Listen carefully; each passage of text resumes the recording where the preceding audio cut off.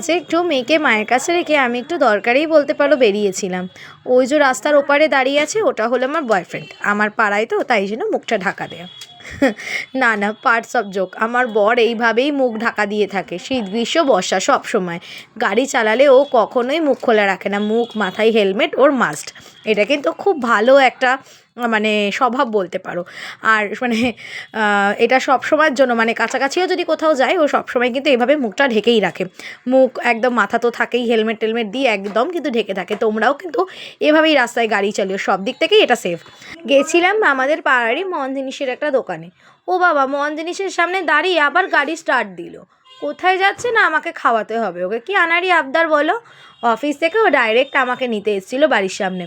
তো বললো আমি আর বাড়ি ঢুকবো না, চলো একেবারেই যাই কেকটা আনতে।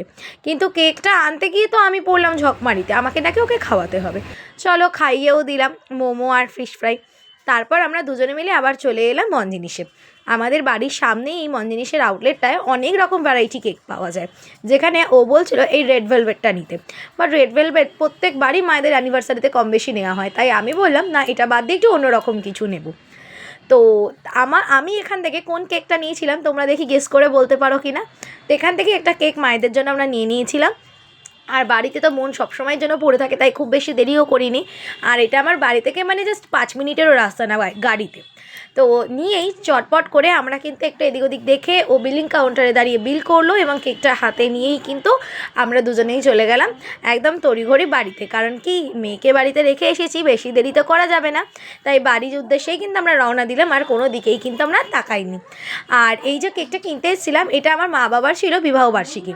যবে থেকে আমি বুঝতে শিখেছি বিবাহবার্ষিকী জিনিসটা কি, তবে থেকেই আমি আমার মা বাবার জন্য এইটুকু আয়োজন করতাম। আর আমি যেহেতু মা বাবার জন্য আমরা এতটা আয়োজন করেছি, মা বাবার তরফ থেকেও আমাদের জন্য ছিল ট্রিট। সেখানে ছিল বিরিয়ানি, চাউমিন, রুমাল রুটি আর চিকেন চাপ। একদম জমিয়ে খাওয়া দাওয়া করেছিলাম সব মিলিয়ে।